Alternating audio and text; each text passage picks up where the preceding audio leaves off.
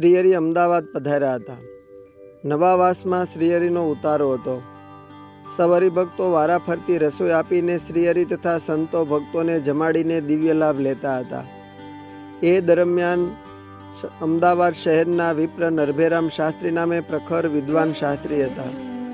એ શ્રીહરિના દર્શને આવ્યા.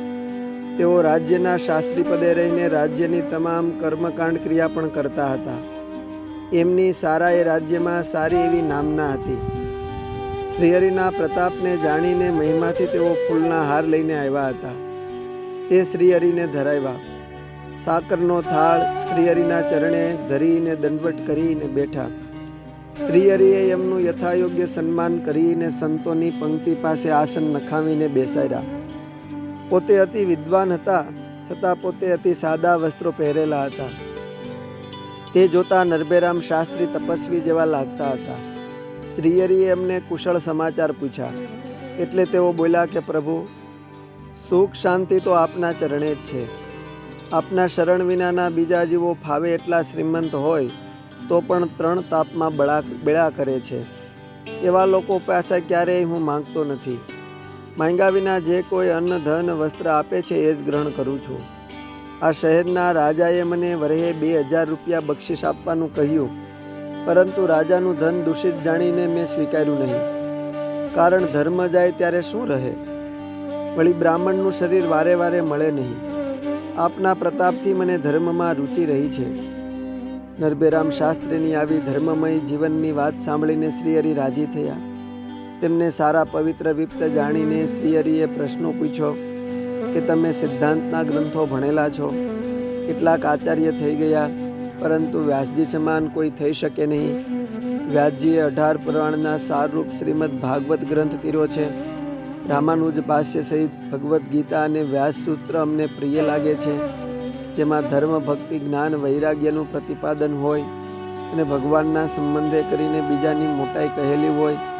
એ જ ગ્રંથો અને વચન અમને પ્રિય છે. કોઈ અપાર ચમત્કારો દેખાડે પણ કોઈ ભગવાન સમાન થઈ શકતું નથી. ભગવાન પોતાથી અધિક સામર્થ્ય કોઈ પાસે દેખાડે તો પણ એ ભગવાનના રોમ બરોબર થતું નથી. ભગવાનના કામ ભગવાનથી જ થઈ શકે. સમજણ વિનાના તો આંકડાના તુલની પેઠે ઉડી જાય છે. કાળના મોઢામાં પડીને અપાર દુઃખને પામે છે, પણ તે દુઃખ કોઈને દેખાતું નથી. તે કેમ દેખાય એ તમે કહો. આ સાંભળીને નરભેરામ શાસ્ત્રી બોલ્યા કે હે પ્રભુ, આપની વાતો અપાર છે. જ્યારે એ અમાપનો સંગ થાય છે ત્યારે અંતરમાં પ્રકાશ થાય છે અને યથાર્થ વાત સમજાય. અમે શાસ્ત્ર ભણ્યા, પરંતુ એ વાત અગમની અગમ જ રહી. કોઈ જાતનો મારાથી નિર્ધાર થઈ શકતો નથી, જેથી ચોધારી મતિ થઈ ગઈ છે. આપ અમજીવ ઉપર કૃપા કરજો. શ્રીહરિ કૃપા કરીને બોલ્યા કે જુઓ શાસ્ત્રીજી, શુદ્ધ સત્સંગ વિના મોક્ષ થતો નથી. પુરુષોત્તમ નારાયણના ચરણ વિના મોક્ષ થાય નહીં. જેનાથી ભગવાન રાજી થાય એ જ ખરો મોક્ષ છે. ભગવાન જ્યારે પ્રગટ થાય ત્યારે એનો પ્રતાપ છાનો રહેતો જ નથી. છતાં જે આંખો મીચી રાખે એને સૂર્યનો પ્રકાશ દેખાય નહીં. નાશવંત સુખ માટે જીવ અમાપ ઉદ્યમ કરે છે, પરંતુ ભગવાનના ધામના અવિનાશી સુખ સારું કોઈ યત્ન કરતું જ નથી. તમે જો આટલું ચાલીને આવ્યા તો અમારા અને આવા પવિત્ર સંતોના દર્શન થયા અને ડગલે ડગલે અશ્વમેઘ યજ્ઞનું ફળ થયું. ત્યારે શાસ્ત્રીજી બોલ્યા કે સત્પુરુષના વચન સત્ય છે. શાસ્ત્રી નરભેરામ વિપ્રનો નિષ્કપટ ભાવ જાણીને શ્રીહરિએ અતિ રાજી થઈને પોતે પહેરેલી કિનખાબની ડગલી અને સોનાનો હાર ઉતારીને એમને આપ્યો. અસ્તુ. જય સ્વામિનારાયણ.